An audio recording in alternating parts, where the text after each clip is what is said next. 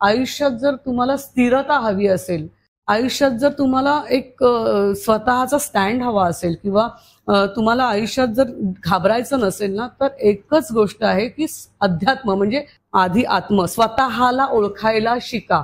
तिथपर्यंत तुम्ही काहीही करू शकणार नाही. जर अध्यात्म तुमच्या आयुष्यात नाही तर तुम्ही आज ना उद्या भरकटणार, रडणार, तुम्हाला मानसिक त्रास होणार आणि मग त्यातून बाहेर येताना तुम्हाला कष्ट होणार. आपल्यामध्ये खूप गैरसमज आहेत हे अवयवदानावरती, की मला काय होईल का. आता लिव्हर हा प्रकार आहे की लिव्हर तुमचं जेव्हा तुम्ही देता त्यावेळेला 4 महिन्यांनी लिव्हर पुन्हा तयार होतो. त्याला काय फार हे नाही. हा, वेदना फक्त क्षणिक असतात. आता माझं देखील ऑपरेशन जवळजवळ 50% ऑपरेशन आहे. माझ्या 2 रिब्स काढलेले आहेत. पण ज्या वेळेला मी ते दिलं आणि माझा मुलगा छान चांगला झाला, त्यावेळेला मी त्या वेदना विसरून गेले.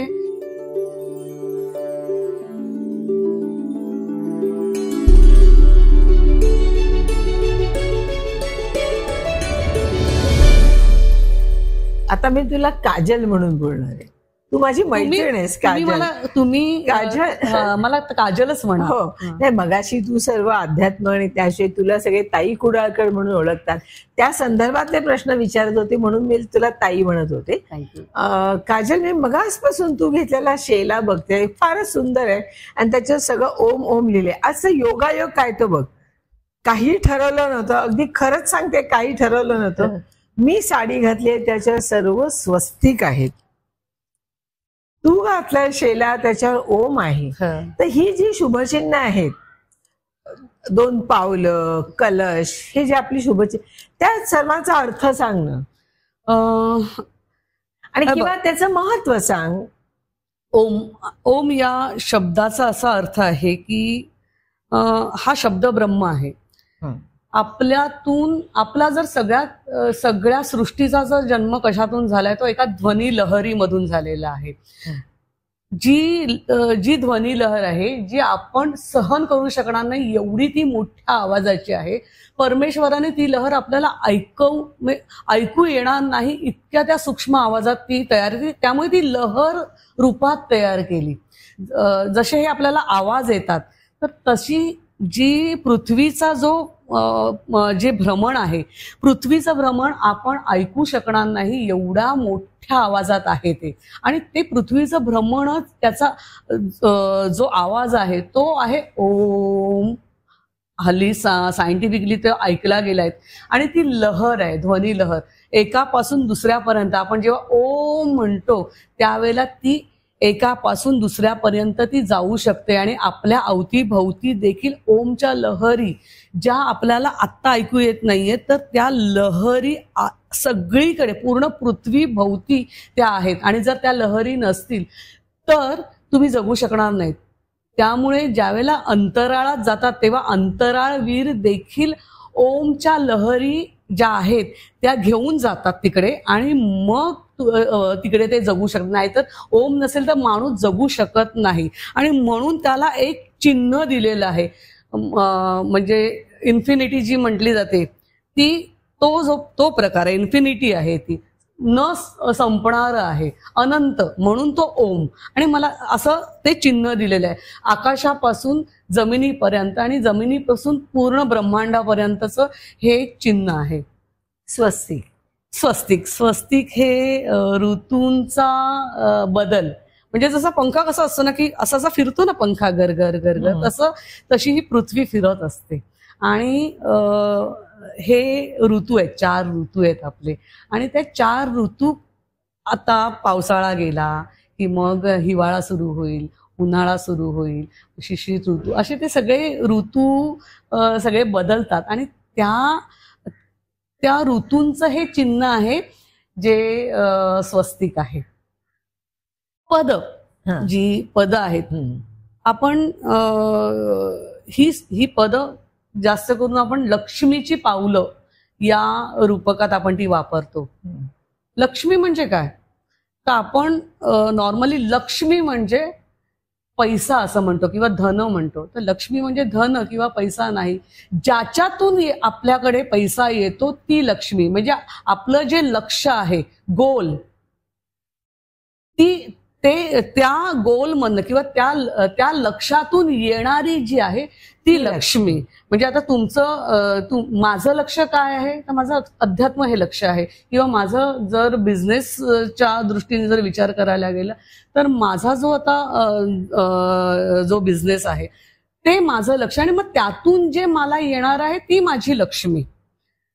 त्यामुळे ती त्याची पावलं, त्या लक्ष्मीची पावलं आहेत, शुभ पावलं आहेत. कलश हे आपल्या शरीर, आपण जे आहोत, आपला जो घट आहे तो घट आहे तो, आणि त्याचं ते चिन्ह आहे, शुभ चिन्ह आहे कलश. त्याला खरं सांगायचं तर दिवाळीच्या वेळेला असा कलश मांडला जायचा की ज्याला 8 द्वार आहेत. आपल्या पण शरीराला 8 द्वार आहेत, तर तो कलश म्हणजे आपलं शरीर, म्हणून तो कलश, आणि म्हणून त्याची पूजा झाली पाहिजे. परमेश्वर आपल्या आतमध्ये राहतो आणि म्हणून त्या कलशाची, त्या मंदिराची पूजा झाली पाहिजे, म्हणून तो कलश.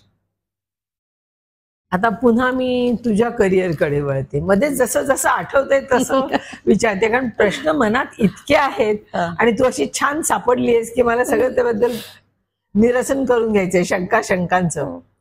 तू चित्रपटात काम करत होतीस, मग चित्रपटात काम आणि हा अभ्यास तुझा एकाच वेळी चालला होता का? ज्योतिषशास्त्र हे मी जवळजवळ गेली 27-28 वर्ष पासून प्रोफेशनली करते आहे. आणि आता ज्या वेळेला माझ्या मुलाचं सगळं हे असं झालं त्यावेळेला मला एक आधार हवा होता की जिकडनं मी स्ट्रॉंगली उभं राहिलं पाहिजे. भगवद्गीता वगैरे मी वाचतच होते, आधीपासूनच मला ती आवड होती वाचनाची. श्रीकृष्णाबद्दलचं आकर्षण एक वेगळं होतं. परमेश्वरी रूपा, म्हणजे परमेश्वर माझ्यासाठी श्रीकृष्ण आहे, सर्वस्व माझा श्रीकृष्ण आहे. तर ते वाचताना मला लक्षात आलं, जेव्हा भगवद्गीता मी वाचायला लागली, आणि मग भगवद्गीता कितीही वेळा वाचा, त्याचा अर्थ तुम्हाला वेगवेगळे कळत जातात. आणि मग मला कळत गेलं की आयुष्यात जर तुम्हाला स्थिरता हवी असेल, आयुष्यात जर तुम्हाला एक स्वतःचा स्टँड हवा असेल, किंवा तुम्हाला आयुष्यात जर घाबरायचं नसेल ना, तर एकच गोष्ट आहे की अध्यात्म, म्हणजे आधी आत्म स्वतःला ओळखायला शिका. तिथपर्यंत तुम्ही काहीही करू शकणार नाही. जर अध्यात्म तुमच्या आयुष्यात नाही तर तुम्ही आज ना उद्या भरकटणार, रडणार, तुम्हाला मानसिक त्रास होणार, आणि मग त्यातून बाहेर येताना तुम्हाला कष्ट होणार. आणि जर हे कष्ट तुम्हाला टाळायचे आहेत तर मग अध्यात्माची, स्वतःला ओळखण्याची खूप गरज आहे. आणि हे अध्यात्मामध्ये मी पाहिलं. तू कुठल्या कुठल्या सिरियल मध्ये काम केलं होतंस? स्नेहबंध मध्ये केलंच होतं. त्यानंतर प्रीत तुझी माझी स्मरते मध्ये केलं. त्यानंतर ती, मी आणि ती अशी एक सिरियल होती, त्यामध्ये केलं. कायबाई सासूबाई नावाची एक सिरियल होती, त्यात 2 सुना होत्या, त्याच्यातली मोठी सून मी होती. अशा त्यानंतर एक तन्वी नावाची आत्ता एक शॉर्ट फिल्म केली होती. त्यामध्ये त्याविषयी मला जरा सांगावं असं वाटतंय की आता ती व्हिडिओ जारला लागणार आहे. व्हिडिओ जार नावाचं एक हे चॅनल आहे, तर त्याच्यावर लागणार आहे. तर ती लहान मुलांचं लैंगिक शोषणावरती मीच लिहिलेली आहे ती, आणि त्याच्यावर आईचं काम मी केलेलं आहे. तर लहान मुलांचे जे लैंगिक शोषण होतात तर त्याच्यावरती ती शॉर्ट फिल्म आहे, आणि ती व्हिडिओ ज्यावरती आता काही दिवसात लागेल, ती सगळ्यांनी जरूर बघा. होप्स नावाची एक शॉर्ट फिल्म केली होती. मनाली कुलकर्णी नावाची एक मुलगी आहे ठाण्याची, तर ती विकलांग मुलगी आहे, आणि तिच्या आईची जी जर्नी आहे त्या जर्नीवरती आम्ही ती शॉर्ट फिल्म बनवली होती. आणि त्याच्यातली आईचा जो रोल होता तो मला करायला मिळाला, आणि खूप छान आहे. म्हणजे ते तू कुठल्या नाटकात काम केलंस की नाही? नाटकात मला करायची इच्छा होती, पण मला नाटकात काम करता आलं नाही, कारण दौरे असतात, आणि तेव्हा मला शक्य नव्हतं नाटकात करणं, कारण माझं मूल लहान होतं आणि जबाबदारी सगळी माझ्यावर होती. त्यामुळे मी नाटकात फारसं तेवढा रस दाखवला नाही. म्हणजे मला नाटकात खरंच काम करावं असं वाटतं. आजही मला नाटकात काम करावं असं वाटतं. म्हणजे मला असं वाटतं की जर नाटक केलं तर मग आता काही जबाबदारी नसेल तर करू शकशील. हो नक्की. पण मला असं माझ्या मनाप्रमाणे जर छान रोल मिळाला तर मी स्वतःला वाहून देईन, असं एक इच्छा मात्र आहे की एक नाटक छानसं करावं. मी गमभन नावाचं नाटक जे आहे, जे प्रसिद्ध नाटक, ते रिप्रोड्यूस केलं होतं. आणि त्याची गंमत मी तुम्हाला सांगते. गमभन नाटक माझ्या मिस्टरांनी प्रोड्यूस केलं. त्यावेळेला माझी इच्छा नव्हती की गमभन करावं, कारण मला गमभनाबद्दल काही माहितीच नव्हतं. गमभनच नव्हतं. आणि मग मी त्यांना म्हणत होते काही करायचं नाही, हे असलं नाटक वगैरे मला काय आवडत नाहीये, हे काय एकांकिका ज्याला सेट नाहीयेत. तर ते म्हणाले की आता मी घेतलंय ना करायला, मला करू दे. आणि मग मी त्याच्या रंगीत तालिमेला गेले, बघितलं आणि मी इतर कोणाकडे बघतच नव्हते, स्वतः एकटी वेड्यासारखी हसत होते ते नाटक बघून. इतकी हसले की असं वाटलं की ह्या नाटकाचा सिनेमा झाला पाहिजे.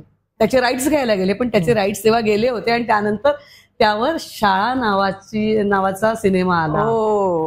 आणि मला तो करायचा होता, ज्याला राष्ट्रीय अवॉर्ड मिळाला. हो.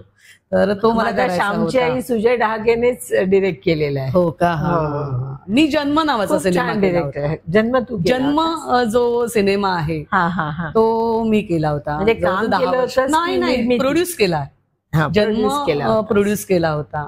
त्याची पण एक वेगळीच, हे बघा, आपली चित्रपटसृष्टी जी आहे ना, ती एक अनुभवांचा एक गाठोड आहे.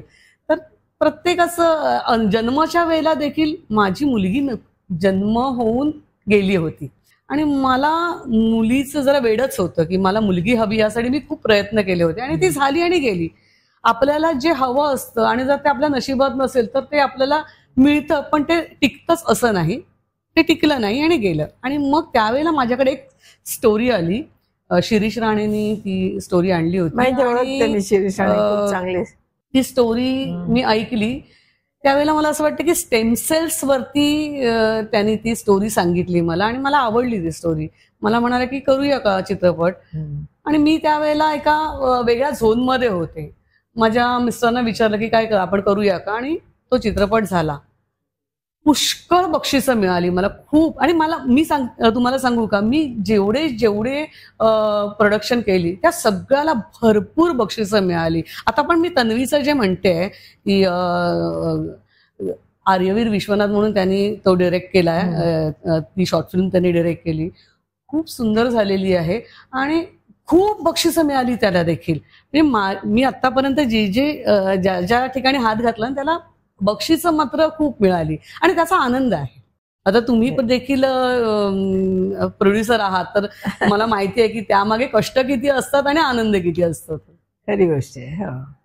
अनेक वेळेस त्याच्यातून पैसा मिळाला नाही तरी चालेल, पण एक चांगली कलाकृती झाल्याचा आनंद मिळतो. नाही, पैसा मिळणं हे देखील खूप महत्त्वाचं आहे, कारण त्याच्यावरती आपलं पुढचं प्रोजेक्ट अवलंबून असतं. परंतु काही वेळेला असं होतं, पैसे नाही मिळाले तरी ते कलाकृती चांगली झाली. कारण आपण कलावंत आहोत ना. कलावंताला आनंद हा सगळ्यात पहिल्यांदा, आणि मग नंतर मग बाकीची सगळी. प्रोड्युसरला गणित महत्वाची आणि कलावंताला आनंद महत्वाचा. तर जेव्हा एक कलावंत ज्या वेळेला प्रोड्युसर होतो त्यावेळेला ते दोन्ही गणित देखील पाहावी लागतात. आणि नाहीतर विचारणार होते पुढे होत जेव्हा तू निर्मिती क्षेत्रामध्ये उतरलीस तेव्हा तो अनुभव कसा होता, दुसऱ्याच्या चित्रपटात काम करणं आणि स्वतः चित्रपटाची निर्मिती करणं? सुरुवात मी अभिनयाने केलीच नाही. सुरुवातच माझी एका निर्मितीनीच झाली आणि सुरुवातीलाच मी हा चित्रपट केला. आणि मग जेव्हा मी सिरियल केली त्यावेळेला मी त्यामध्ये अभिनय केला. आणि एवढा काही त्यावेळेला खूप छान अभिनय येत नव्हता. थोडंफार जे जमत होतं ते केलं, पण लोकांनी मला आनंद दिला, प्रेम दिला आणि लोकांनी असं उचलून धरलं की मुळात ते कॅरेक्टर खूप सुंदर होतं. स्नेहबंधचं वहिनीचं कॅरेक्टर एवढं सुंदर होतं की त्यानंतर बरेच जणांना असं वाटायचं की अलका कुबल नंतर हीच आहे. पण मी फारसं त्यानंतर अभिनय केला नाही, पण आवडलं मात्र लोकांना स्नेहबंधमध्ये. मी रोज आहे ना, आता माझ्या घराच्या शेजारी समुद्र आहे. समुद्र बघताना मला अनेकदा विचार येतं की हे माहितीये की अमावास्या पौर्णिमा त्याच्यामुळे लाटा येतात वगैरे, ते सगळं माहितीये, वाचून म्हणा ऐकून म्हणा. पण प्रत्यक्ष जेव्हा आपण समुद्र पाहतो तर तुझ्या अध्यात्माच्या दृष्टीने त्याचं काय आहे? याच्या मागे ना, तुम्ही आता म्हटलं की अध्यात्मामध्ये काय सांगता येईल. अध्यात्मामध्ये नाही, पौराणिक दृष्ट्या एक गोष्ट आहे की समुद्र मंथनाच्या वेळी भगवान श्रीकृष्ण किंवा विष्णू यांनी कुर्मा अवतार घेतला आणि कुर्मा अवतार घेऊन ते समुद्राच्या तळाशी गेले. त्यानंतर ते ज्यावेळेला विष समुद्र मंथनातून बाहेर यायला लागलं, ते विष जसं बाहेर यायला लागलं त्यावेळेला ते विष सगळ्यात आधी कासवाच्या म्हणजे विष्णूच्या नाकात तोंडात जायला लागलं आणि मग ते श्वास घ्यायला लागले. त्यांना श्वास घेताना देखील जड जात होता. जसजसे ते श्वास घ्यायचे तसतशा त्या लाटा ज्या आहेत त्या यायच्या आणि पुन्हा ज्या श्वास आणि प्रश्वासाद्वारे त्या लाटा यायच्या जायच्या आणि त्या वेळेपासून त्या लाटा समुद्राला भरती येते किंवा समुद्राला ओहोटी येते अशी ती एक गोष्ट आहे. तर ती गोष्ट खूप गोड आहे की श्रीकृष्णाच्या किंवा विष्णूच्या श्वासाने लहरी निर्माण होतात. हा संपूर्ण जो हे जे सगळं ब्रह्मांड आहे, हे जे सगळं जग आहे हे त्याच्या श्वासावर चाललेलं आहे आणि तो जर श्वास, तो जर जीव आपल्याला मिळाला नाही तर आपण क्षणाचे आहोत. म्हणजे आत्ता मी श्वास घेते आणि जर माझ्यातून तो निघाला तर मला पुढचा श्वास घेता येणार नाही. म्हणून ती गोष्ट खूप माझ्यासाठी महत्वाची वाटते की तो श्वास घेतोय म्हणून आपण श्वास घेऊ शकतो. त्या या लहरी आहेत, आपल्याला पण त्या लहरी मिळत आहेत, ते त्या परमेश्वराच्या लहरी आपल्याला मिळत आहेत. तर ही एक पौराणिक गोष्ट आहे. पण पौराणिक गोष्टीच्या मागे आपण जर दार्शनिकरित्या पाहिलं तर त्याच्यामध्ये अध्यात्म आहे आणि म्हणून ते अध्यात्म आहे. पौराणिक गोष्टींना आध्यात्मिक का म्हटलं जातं तर या गोष्टींमध्ये त्यामागे दर्शन आहे.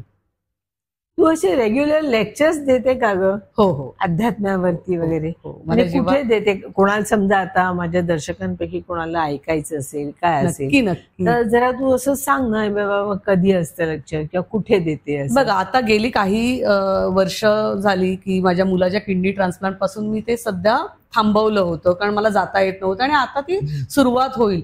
ज्यांना कोणालाही मला प्रश्न विचारायचे असतील किंवा जर कार्यक्रम ठेवायचा असेल तर नक्की माझे संपर्क करा. आपण असे वेगवेगळे कार्यक्रम संपताना तुझा नंबर देईल. हो, म्हणजे कोणाला जर काही प्रश्न असतील, काय तिची काही मदत लागणार असेल तर तुम्ही नक्की फोन करा. मी कार्यक्रम संपताना तो नंबर द्या. माझं एक चॅनल आहे सिक्रेट्स ऑफ अध्यात्म, त्यावर मी एक कार्यक्रम, त्याची माहिती दे ना सगळ्यांना. ऍक्च्युली एक सिक्रेट्स ऑफ अध्यात्म नावाचं माझं चॅनल सुरू झालं होतं. त्याला झाली तशी बरीच वर्ष, 4-5 वर्ष झाली, 4-5 नाही बरीच वर्ष झाली. आणि त्याच्यावरती एक सेलिब्रिटी शो सुरू झाला होता. अगदी सेलिब्रिटींचे प्रश्न आणि माझी उत्तरं असा तो शो सुरू झाला होता. शो चांगला चालला आणि मध्येच मग त्याच दरम्यान माझ्या मुलाचं आजारपण कळलं आणि मग ते मला थांबवावं लागलं, शो बंद. कारण त्यावेळेला जी माझी मनस्थिती होती ती ते शो करण्याची नव्हती, त्यामुळे ते बंद झालं. पण तो शो खूप सुंदर आहे. त्यात काही सेलिब्रिटी आहेत. म्हणजे अगदी सांगायचं झालं तर स्वप्नील जोशींनी प्रश्न विचारलेला आहे. मी प्रश्न आहे आणि मग त्याच्यावर मी उत्तरं देते. तर स्वप्नील जोशींनी मला हे केलं होतं, विश केलं होतं.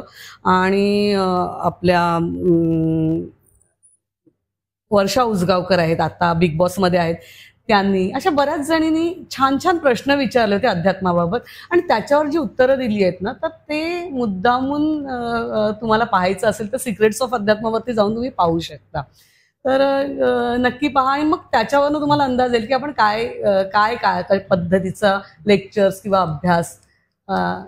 एकंदरीत तुझ्यावर बोलणं लक्षात आलं की तू पूर्ण समाधानी आहेस. नक्की. पण सध्या आता काय करतेस? सध्या मी प्राकृतिक नावाने एक ब्रँड सुरू केला आहे, अन्नधान्य, आणि आता सुरुवात केली आहे मसाल्यांनी.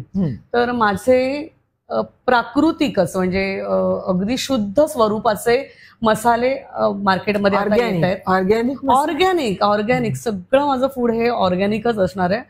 कारण मी पाहिलेलं आहे की आपलं शरीर हे जर खालावत कशाने असेल ना, तर ते आपण जे अन्न खातोय आज त्याने आपलं शरीर खालावतंय. आणि या सगळ्यावर मी नेहमी हळहळायची की आपण काय करू शकतो. आपल्याला जे मिळतंय, आपल्याला जे अन्न जे मिळते, आपण वरण भात जरी खाल्ला तरी सुद्धा त्याच्यामध्ये जमिनीतच मुळात इतके आपण हे टाकलेले असतात, आपण काय म्हणू त्याला, रसायनं टाकलेली असतात.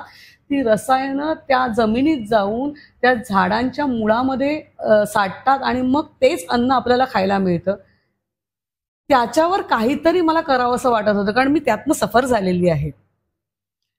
मग मी ठरवलं की आपण एक असा ब्रँड सुरू करूया की ज्याच्यामध्ये आपण रसायनं वापरणार नाही, रंग वापरणार नाही. सुरुवात केली आता प्राकृतिक नावाने, प्राकृतिक ताई कुडाळकर यांचे प्राकृतिक मसाले. आता सुरुवात मसाल्याने केली, मग पुढे सगळे मिलेट्स घ्यायचेत मला, तर मिलेट्सनी सुरुवात करीन आणि मग वेगवेगळे सगळ्याच गोष्टींमध्ये आपलं प्राकृतिक हा ब्रँड पुढे आणण्याचा मी प्रयत्न करते आहे. दानाचे अनेक प्रकार आहेत, पण मला वाटतं की अवयव दान हे सर्वश्रेष्ठ दान आहे.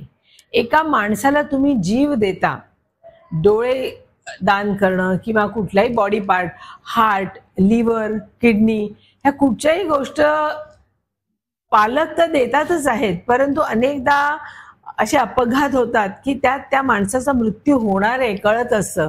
अशा वेळेला त्यांचे अवयव इतरांना जर दिले तर नक्कीच दुसऱ्या माणसाचा जीव वाचू शकतो. यामध्ये काही थोडंसं असं गैरसमज आहे की कुठल्या व्यक्तीला देतोय हे सांगत नाहीत किंवा कळत नाही. हे बरं असं, जर कोणाला तो डोळा दिलाय, कुठच्या बदमाशाला दिलाय का, कुठच्या चुकीच्या माणसा असं वाटत असं, परंतु असं नसतं. आणि जर अवयव दान केले तर त्या व्यक्तीची जीव वाचू शकतो, त्या एका व्यक्तीला जीवदान मिळतं. त्यामुळे मला असं वाटतं की अवयव दान हे श्रेष्ठ दान आहे. परमेश्वराने आपल्याला 2-2 अवयव दिलेले आहेत, 2 डोळे, 2 किडनीज किंवा प्रत्येक गोष्टी ज्या दान करू शकतो असे 2-2 दिलेले आहेत. तर एक अवयव आपल्याला दानासाठीच दिलेला आहे असंच आपण समजलं पाहिजे आणि ते तसंच आहे. जर तुम्हाला जमलं तर तुम्ही नक्की तुमच्या जिवंतपणी देखील तुम्ही रक्त देऊ शकता. त्याच्यानंतर बऱ्याच गोष्टी आहेत की तुम्ही देऊ शकता. तर ते तुम्ही देणं आणि रक्त देणं देखील किती महत्वाचं आहे. तुमचं रक्त दिल्यानंतर तुमच्या रक्ताचं शुद्धीकरण होतं, हे देखील आपण लक्षात घेतलं पाहिजे. दर 3 महिन्यांनी 4 महिन्यांनी आपण रक्तदान केलं पाहिजे. आपण मृत्यूच्या आधी माझे डोळे दान केले पाहिजेत किंवा माझे सगळे अवयव जे जे आम्ही देऊ शकू ते सगळे अवयव दान करावं असं यासाठी एक नोट असते. एक हॉस्पिटलला जाऊन तुम्ही नोट देऊ शकता आणि मृत्यूच्या आधी काही क्षण ते आपले अवयव घेऊन दुसऱ्याचा 3 तासाच्या आत ते अवयव घेऊन जातात. जर कळवलं ना, समजा ब्रेन डॅमेज झाला तर तुमचे कितीतरी अवयव असे आहेत की जे अनेक लोकांना जीवदान देऊ शकतात. अनेक लोकांना, म्हणजे एक माणूस जवळजवळ 15-16 लोकांना जीवदान देऊ शकतो. एवढे आपल्याकडे एवढे अवयव आहेत. आणखीन गरजवंत इतके आहेत, आम्ही स्वतःच्या डोळ्यांनी पाहिलेलं आहे. इतके गरजवंत आहेत की लोक असे लाईनीत उभे आहेत, कारण आपल्याकडे कायदेशीर तुम्ही कोणी कोणाला देऊ शकत नाही. त्याच्यासाठी तुम्ही कोणतरी असावे लागता, म्हणून लोक वेटिंगला आहेत की कधी आम्हाला अवयव मिळतील. पण आपल्यामध्ये खूप गैरसमज आहेत हे अवयव दानावरती की मला काय होईल का. आता लिव्हर हा प्रकार आहे की लिव्हर तुमचं जेव्हा तुम्ही देता त्यावेळेला 4 महिन्यात लिव्हर पुन्हा तयार होतो. त्याला काय फार हे नाही. वेदना फक्त क्षणिक असतात. आता माझं देखील ऑपरेशन जवळजवळ 50% ऑपरेशन आहे. माझ्या 2 रिब्स काढलेले आहेत. पण ज्या वेळेला मी ते दिलं आणि माझा मुलगा चांगला झाला त्यावेळेला मी त्या वेदना विसरून गेले. जसं आई मुलाला जन्म देताना ज्या वेदना होत्या आणि नंतर ती विसरून जाते, हे देखील तसंच आहे. मी नंतर विसरून गेले त्या सगळ्या वेदना या क्षणिक आहे. पण आपण जे देतो हे खूप महत्वाचं असं, आणि तो जो आनंद आहे ना तो चिरकाळ टिकणारा आहे. तर तो आनंद जर तुम्हाला हवा असेल आयुष्यात, तुम्ही काहीतरी करून आयुष्य आपलं संपलं असं जर आपल्याला वाटायला जर हवं असेल किंवा मी आयुष्यात काहीतरी केलं, तर अवयवदान हे केलंच पाहिजे आणि ते करणं खूप महत्वाचं आहे. आज तू इथे आलीस, खरंच खूप धन्यवाद. अनेक छान कधीही कुठे मिळणार नाही अशी माहिती मिळाली. तर माझे काही स्पॉन्सर आहेत, त्यांनी गिफ्ट दिलेले आहेत तुझ्यासाठी, त्या गिफ्ट तुला दे. अमृताताई, त्याआधी मला गिफ्ट घेण्याच्या आधी माझं गिफ्ट आत्ताचं खरं सांगू काय, माझं गिफ्ट तुम्ही आहात. कारण आपण जेव्हा भेटलो त्यानंतर तुम्ही माझ्या नेहमी डोक्यावर असे हात ठेवता, मला नेहमी खूप असं जवळची व्यक्ती वाटता. आमच्या घरी म्हणजे माझी जी टीम आहे, माझे असिस्टंट वगैरे, त्यांना मी तुमचा हा शो दाखवत असते आणि त्यांना सगळ्यांना असं वाटतं की तुम्ही माझी बहीण आहात. आणि त्या ह्यानी तुम्ही आता मला सांगितलं की तुला यायचंय, मी काहीही विचार नाही केला, आणखीन आले, कारण माझ्यासाठी गिफ्ट तुम्ही आहात आणि तुमचा जो आशीर्वाद आहे ते माझ्यासाठी खूप महत्वाचं आहे. ताई एक प्रश्न विचारते, अध्यात्म आणि ब्लॅक मॅजिक हे खरं आहे का? म्हणजे अध्यात्म सगळं खरं, भगवद्गीतेवरती सगळं अध्यात्म आहे, मग हे ब्लॅक मॅजिक हा काय प्रकार आहे? कसं आहे की ब्लॅक मॅजिक साधं आहे, काळी जादू. आता ही काळी जादू वगैरे काहीही नसतं, ह्या आपल्या मनातल्या भीती आहेत. फक्त एवढं सांगावं कोणीतरी की अगो त्यांनी तिच्यावर करणी केली, करणी म्हटल्यानंतर आपण असं होतो की नाही, मग ती सुरुवात होते आपल्या मनामध्ये, आपण ती करणी करून घेतो. करणी या शब्दाला करून घेणे, आपण ती स्वतःच केलेली असते आणि काहीच होत नाहीये, कुठूनही मार्ग मिळत नाही. मग ते मार्ग का बंद केले? तर माझ्या शत्रूंनी मला हे केलं. पूर्वी होत असतील, पूर्वी कदाचित त्यामागे काहीतरी शास्त्र असतील किंवा काय असतील, पण मी आत्ताच्या ह्या काळामध्ये पाहिलं की करणी म्हणजे करणी किंवा या सगळ्या काय तंत्रमंत्र वगैरे हे सगळं असं काहीही मांत्रिक वगैरे बळी देण्यावरती तर अख्खा एपिसोड होऊ शकतो. बळी हा प्रकार म्हणजे, बळी या शब्दाचा अर्थ आपल्याकडे आहे, पण बळी म्हणजे काय? बलिदान करणे. बलिदान करणे, मी माझ्याकडून काय काय देऊ शकतो याला म्हणतात बलिदान करणे. त्या बिचाऱ्या बकऱ्यांना आणि कोंबड्यांना कापता तुम्ही म्हणजे मी जे करतात त्यांच्याविषयी सांगते. हो, कशासाठी करता? तर तुमच्या जिभेचे चोचले पुरवण्यासाठी तुम्ही तो धार्मिक पद्धतीने ते केला गेलेला एक काय रीत किंवा काय जे म्हणाल ते आहे. आणखी नाव देवाचं द्यायचं, खायचं. तुम्ही असा कुठला देव आहे? पशुपतीनाथ ज्याला म्हटलं जातं, तो तुमच्या बकऱ्यांचे आणखीन कोंबड्यांचे बळी दिले तर तो तुम्हाला सोडेल का? मग तुमच्या आयुष्यात दुःख येतात, कारण तुम्ही हे या सगळ्या गोष्टींना मानता आणि या सगळ्या गोष्टी करता. तंत्र, काळी जादू काय म्हणजे असं म्हणायचं. प्लॅनचेट हा काय प्रकार आहे? खरोखरच आत्मे येतात का? हा, म्हणजे खूप जण पाहिलेलं आहे प्लॅनचेट करायचं, एक कॅलेंडर ठेवतात किंवा काहीतरी ठेवून एक कॉइन ठेवायचं आणि आपोआप ते फिरतं. खरं आहे का? हे बघा कसं आहे ना की आत्मे म्हणजे आपण त्यांना आत्मे म्हणूया, खरं आत्मा हा एकच आहे, जो आत्मा अविनाशी आहे, अमर आहे, अनविज्ञ आहे. पण आपण सगळे, आपल्यामध्ये देखील तो आहे. जसं आपण तो बाहेर आहे तसा आतमध्ये देखील आहे. आपलं हे शरीर जे आहे हे संपलं की तो उरतो तो आत्मा. तर ते अस्तित्व, आपलं मानसिक अस्तित्व राहतं आणि ज्याचे ते मानसिक अस्तित्व आपल्या अवतीभोवती असतं. हे मी पाहिलेलं आहे म्हणून मी सांगते तुम्हाला. कदाचित हे माझं देखील मनाचे खेळ असतील. तर एकदा प्लॅनचेट मी पाहिलंय, हे तुम्हाला सांगते. कसं, खूप लहान होते त्यावेळेला, फार म्हणजे समजत होतं आणि माझ्या मावशीने ते प्लॅनचेट केलं आणि ते कशावर केलं माहितीये? स्टोववरती केलं. स्टोववरती हात ठेवले होते सगळ्यांनी आणि जसं ती प्रश्न विचारत होती तसं स्टोवचे 3 पाय होते, त्यातला एक पाय उचलायचा, प्रश्न एक ठोका दे म्हटल्यावर एक ठोका द्यायचा, उचलायचा आणि आपटायचा आणि तो आपोआप ते होत होतं. हे मी माझ्या डोळ्यांनी पाहिलेलं आहे. त्यामुळे प्लॅनचेट त्यानंतर कधी मी केलेलं नाही, त्यानंतर पाहिलेलं नाही. त्यातलं खरे खोटेपणा देखील मी 50-50 असं म्हणेन. पण जी काही मुलं पजेस होतात, काही लोक पजेस होतात, हे मात्र आहे. हे मी स्वतःहून अनुभवलेले आहेत. यामध्ये काही केसेस देखील मी सोडवलेले आहेत.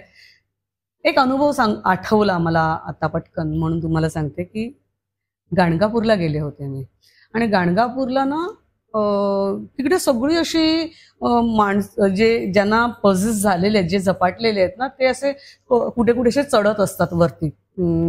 मला वाटतं मी बघितलं ते लोळतात आणि चढत असतात. हे बघितलंय मी वरती अशा कुठच्या जाळी असते संपूर्ण देवळाला आणि ते अशी जाळी पकडून चढतात. तर मला ना तिकडे आतमध्ये एवढा मोठा प्रसाद दिल्यानंतर हा एवढा मोठा प्रसाद काय करायचा, कुठे घेऊन जायचा. तर मी आपल्या सगळ्यांना वाढत होती देवळामध्ये. आणि वाटता वाटता तर तिकडे एक पॉझेस झालेली जी झपाटलेली जी मुलगी होती तिला पण मी दिला. तर तिने माझ्या हातात असा खचकन दिशी ओढून घेतला आणि ते कुत्रे कसे खातात तसं तिने तो खाल्ला. आणि मग ती ना अशी डोळे बिळे अशी विस्तीर्ण अशी करायला लागली आणि काय काय बोलायला लागली. तर मला म्हणते की ती तिच्या भाषेत बोलत होती की तू जाऊ नकोस, मला तुझ्याकडे काहीतरी काम आहे आणि मला तुला काहीतरी सांगायचं आहे. आणि अशा रीतीने मग तिने मला तिची सगळी स्टोरी सांगितली की मला कोण कुठे कुठे कोण कसं भेटलं, मग कसा बलात्कार झाला तिच्यावरती, म्हणजे तिच्यावर जे मेलं होतं, जे तिच्या अंगात आलं होतं त्या आत्म्यावरती कसा हे झाला हे त्या व्यक्तीने, त्या झपाटलेल्या व्यक्तीने मला तिकडे सांगितलं. आणि तुम्हाला सांगू तिकडे सगळे गोळा झाले होते अशी लोक माझ्या आणि तिच्या कन्व्हर्सेशन मध्ये. आणि ती मला ते सगळं सांगत होती तिच्या भाषेमध्ये, कन्नडमध्ये ती सांगत होती. त्यातलं थोडंसं मराठी होतं ते मला कळत होतं, सगळं मला कळत नव्हतं. आणि मग त्यावेळेला माझा मुलगा लहान होता, तो एवढा घाबरला, रडायला लागला. आणि मग त्यांनी मला ओढून नेलं. पण ती किंचाळत होती की तू जाऊ नकोस, मला तुला काहीतरी सांगायचंय. तर तो एक ना भन्नाट अनुभव होता. लोक जवळजवळ ना 100-500 लोक अशी अवतीभोवती आमच्या गोळा झाली होती आणि ते सगळे ऐकत होते. महत्वाचं म्हणजे मला तिची भाषा कळत नव्हती कारण ती कन्नडमध्ये बोलत होती. फक्त तिने एवढं सांगितलं की तू जाऊ नकोस, मला तुझी गरज आहे. आणि मला त्यावेळेला थांबता आलं नाही आणि मला जावं लागलं. पण ते असतं, ते काहीतरी भयंकर विचित्र काहीतरी असतं. असे अनेक अनुभव आहेत. असे माझ्या गावाला एकदा आम्ही गेलो होतो आणि तिकडे कसं मला मुद्दामून आमच्या घरी घेऊन गेले होते. आणि मग तिकडे कोण कोण काय काय आहे हे आम्ही जेव्हा पाहिलं तेव्हा ना एक चिंचेचं झाड होतं आणि चिंचेवरती मला ते जाणवलं. महत्वाचं म्हणजे भूत, जे आपण भूत म्हणतो ते दिसत नाहीत. जे सांगतात ना आम्हाला दिसतं ते चुकीचं सांगतात. फक्त त्याची जाणीव होते की इकडे आहे किंवा इकडे काहीतरी आहे याची जाणीव होते. मी आतापर्यंत खूप केसेस बघितल्या पण भूत अशी डोळ्यांनी पाहिलेली नाहीत, तशी ती दिसतही नाहीत. तर चिंचेच्या झाडावर कोणतरी आहे हे त्यावेळेला मला जाणवलं. आणि त्या चिंचेच्या झाडावरनं त्या तिकडे कुठेतरी एका ठिकाणी दुसऱ्या झाडावर ते सारखं जायचं, एवढं फक्त जाणवलं होतं. आणि त्याची जेव्हा चौकशी केली त्यावेळेला ते लक्षात आलं की माझ्या आजीची जी सवत होती, म्हणजे आजीनी सांगितलं त्यावेळेला, तेव्हा तिला कळत पण नव्हतं. ते सांगितलं की माझी सवत होती, तिचं मूल मेलं होतं आणि ते मूल आई आधी मेली आणि आईच्या विरहात ते मूल मेलं आणि ते मूल तिकडे आहे. तर ते नंतर आम्हाला कळलं की ते मूल तिकडे आहे. असे बरेच अनुभव आहेत. आता त्याच्यावरती मी एक अजून एक वश नावाचा एक चित्रपट आता आमचं त्याच्यावर काम सुरू आहे. आमचं म्हणजे एक हिंदी चित्रपट आम्ही त्यावर करतोय. चाफे गावात आमची एक घटना घडली होती की एका ब्राह्मणाने अनेक स्त्रियांवर अत्याचार केले होते, अनेक स्त्रियांवर. आणि मग त्या ब्राह्मणाला कसं मारलं गेलं, त्या ब्राह्मणाला सगळ्या गावातल्या लोकांनी मारून टाकलं सगळ्या, आणि त्यांच्या घरातल्या होती. ही सत्यकथा होती. या सत्यकथेवरती एक चित्रपट लिहिला आहे आणि तो आता नवाजुद्दीन सिद्दीकीच्या बरोबर आमचं बोलणं चाललंय. तर तो चित्रपट आता करायचा मानस आहे, पण तो काय आहे ना तो तेव्हा तुम्ही पहा. तर अशा अनेक घटना घडलेल्या आहेत. काय ना आपलं जे मन आहे ते मन आपल्या मेल्यानंतरही तसंच राहतं. जर मृत्यूच्या वेळेला जो तुमचा विचार असतो तो विचार घेऊन तुम्ही दुसरा जन्म घेता. त्यामुळे तुम्ही मरताना परमेश्वराचं नाव घेणं खूप महत्वाचं आहे आणि त्याचा अभ्यास करणं आयुष्यभर महत्वाचं असतं. नाही तर मरताना तुम्हाला परमेश्वराचं नाव घेता येत नाही आणि म्हणून देवाचं नाव घेत राहणं हे खूप महत्वाचं असतं. तर हे असं एकंदरीत आहे. आणि अध्यात्म आणि याच्यासाठी हे अध्यात्म महत्वाचं आहे. तू आता म्हणालीस की सगळं हेल्दी पाहिजे, भेसळ नको, तर निरगुडकर फार्म्स तर्फे हे सगळं ऑर्गॅनिक आहे. ऑर्गॅनिक छान दिसतंय. वा. त्यांच्या फार्म मध्ये स्वतः ते बनवतात आणि सगळं ऑर्गॅनिक वापरलं जातं, कुठेही केमिकल्स वापरले जात नाही. निरगुडकर फार्म. ओके. आणि हे खास तुझ्या मुलाला आणि मिस्टरांसाठी हे दे, खाऊ आहे. Thank you so much, thank you so much. हे डॉक्टरनी सगळं हेल्दी आणलंय. वा वा. Doctor G D. Pol foundation, okay. Doctor G D. Pol foundation यांचं मेडिकल कॉलेज आहे आणि हॉस्पिटल आहे. ओके. कॉलेज आणि त्यांनी ते स्वतः रिसर्च करून बनवलेले आयुर्वेदाचे प्रोडक्ट आहेत. वा वा. हर्बल टी आहे, हा. उठणं आहे, मसाज आहे, ऑइल मसाज आहे, च्यवनप्राश आहे विदाऊट शुगरचं असं असं. ते आहे. हो, आज एक 4 दिवसापूर्वी मुलगा म्हणत होता मला की मला च्यवनप्राश हवंय. बघ बघा गंमतच झाली. नंतर हे डॉक्टर शिवानी मयेकर हा. हिने हे सगळे डेंटल ओरल ओके ओके हेल्थचे प्रॉडक्ट दिलेले आहेत. ओके. दाताचे. आणि 1 वर्ष तुला फ्री ट्रीटमेंट आहे दाताची. ओके. त्यांच्याकडे का? त्यांच्याकडे वा, जा. वा. मी नंबर वगैरे सगळं आहे हा, ह्याच्यावरती, कार्ड वगैरे आता आहे ते. पण हे खूपच आहे, बरेच हा, तुम्ही काही नाही, gift दिलेले काही आहेत नाही. हे. ह्या 2 लिपस्टिक आहेत लंडनच्या, ह्या मी दिलेल्या आहेत. वा. थँक्यू. आणि हे सिरो नावाच्या कंपनीचे प्रोडक्ट आहेत. हे सगळे अमेरिकन प्रोडक्ट आहेत. असं असं. एकेका बाटलीची किंमत 4 ते 5 हजार असते. बघा. पण सिरो या कंपनीने इंडियामध्ये आणून याचे अनालिसिस केले असं. आणि हे सगळे प्रोडक्ट इथे बनतात. याची असं, किंमत 400 ते 500 रुपये आहे प्रत्येक बाटलीची. असं. म्हणजे डिओडरंट आहेत, मॉस्किटो रिपेलंट आहेत, असं. चष्म्याची काच, कॉन्टॅक्ट लेन्स हो, हो, हो. पुसण्यासाठी, डिसइन्फेक्टंट करण्यासाठी हे सर्व असे प्रोडक्ट. आणि हे सगळे अमेझॉनवर उपलब्ध आहेत. Okay okay. त्यांचे जवळजवळ 250 ते 300 प्रोडक्ट आहेत. खूप सुंदर आहेत हे सगळे. 5 पाठ. खूप सुंदर, खूप सुंदर आहेत हे सगळे. मला हे सगळं खूप आवडलं आणि कारण हे सगळं ऑर्गॅनिक आहे आणि या सगळ्यासाठी तुमचे देखील धन्यवाद आणि तुमचे जे स्पॉन्सर आहेत तर त्यांचे देखील धन्यवाद. आता तुम्ही मला हे एवढं सगळं प्रेमाने दिलेलं आहे. महत्वाचं म्हणजे या सगळ्याबरोबर प्रेम देताय हे फार मला कौतुकाचं वाटतंय आणि त्यासाठी सगळ्यात आधी की ताई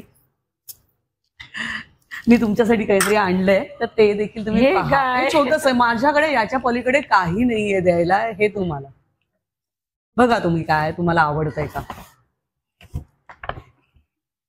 ओ वाव, भगवद्गीता. हे माझ्याकडे Thank you. एवढंच आहे. हेच सगळ्यात मोठं आहे. हे नक्की वाचा. नक्की, आणि नक्की. जर काही अडचणी असतील तर नक्की मला नक्की, विचारा. आणि नक्की. मी प्रेक्षकांना देखील सांगू इच्छिते की भगवद्गीता ही प्रत्येकाने वाचली पाहिजे. खरं सांगायचं तर भगवद्गीतेवर खूप मोठा कार्यक्रम होऊ शकतो आणि कोणालाही भगवद्गीता शिकायची असेल, कोणालाही त्याबद्दल काही अडचणी असतील, बिनधास्त मला फोन करायचा. माझा फोन नंबर मी द्यायला सांगते. माझ्या फोनवरती तुम्ही विचारावं की भगवद्गीतेबद्दल तुम्हाला काय अडलं तर मला नक्की विचारा. मी नक्की त्याबद्दलच्या जे प्रश्न असतील तर शंका असतील तर त्याचं निरसन नक्की करेन.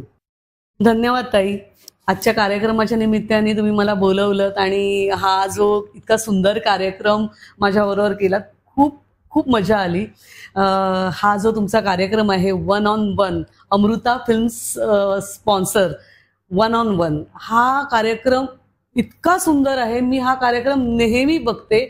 इतके चांगले चांगले, इतके मोठे मोठे इथे सेलिब्रिटी येतात. आणखीन आपले अनुभव, आपल्या सगळ्या गोष्टी दिलखुलासपणे इथे मांडतात. बघताना अतिशय मजा येते. प्रेक्षकांना मुद्दामून सांगू इच्छिते की हा कार्यक्रम इतका सुंदर आहे की इकडे वेगवेगळे सेलिब्रिटी येतात, आपले अनुभव असे दिलखुलासपणे मांडतात आणि स्वतःबद्दल सांगतात. हा कार्यक्रम मी नेहमी पाहते. या कार्यक्रमाचं वैशिष्ट्य फक्त सेलिब्रिटी नाहीये तर हा आजूबाजूचा जो परिसर आहे तो बघायला मिळतो. आणि हे इकडे जे काही टेक्निशियन आहेत, इकडचे डायरेक्टर किंवा कॅमेरामन, DOP, हे इतकं सुंदरपणे हा कार्यक्रम करत असतात. एवढ्या सुंदर ह्या गोष्टी मांडत असतात. म्हणजे मी आता इथे आल्यानंतर मला कळतंय की प्रोफेशनली काम कसं असतं. तर हे मी इकडे पाहिलं. अमृताताईने देखील खूप छान पद्धतीने माझं स्वागतही केलं. आणखीन खूप सुंदरपणे त्यांनी प्रश्न विचारले आणि सगळे ओघात, काही स्क्रिप्टेड नाही, काही नाही, आणि हे असे ओघात झाले. ही साधी गोष्ट नव्हे. तर तुम्ही सगळ्यांनी हा कार्यक्रम पाहिला पाहिजेत, सबस्क्राईब केलं पाहिजे, बेल आयकॉन दाबलं पाहिजे. मग मी पाहिलं की सबस्क्राईब लोक करत नाहीत, तर सगळ्यांनी सबस्क्राईब करा. सो नॉट ओनली दॅट, मला असं वाटतं की तुमचे जे कमेंट्स असतात ना ते खूप महत्वाचे असतात. त्यामुळे जर माझ्या हातून काही चुका होत असतील तर मी त्या सुधारण्याचा प्रयत्न करेन. तुम्हाला जर कोणी वेगळ्या विषयातल्या व्यक्तींना बोलवायचं असेल तर मला सजेस्ट केलं तुम्ही की अमक्या व्यक्तीला बोलवा किंवा या विषयावर आम्हाला ऐकायला आवडेल, तर माझ्या कॉन्टॅक्टमध्ये जे लोक आहेत त्यांना सांगून मी अशा लोकांना नक्की बोलवू शकते. नक्की सबस्क्राईब करा आणि कमेंट्स लिहा. ताईंनी सांगितल्याप्रमाणे ती खूप महत्वाची आहे आणि त्यामुळे तुम्ही काय विचार करता हे कळतं, म्हणजे प्रेक्षक काय विचार करतात हे कळतं. आता प्रेक्षक हे सबस्क्राईब देखील करणार आहेत आणि कमेंट्स देखील टाकणार आहेत. थँक्यू. धन्यवाद.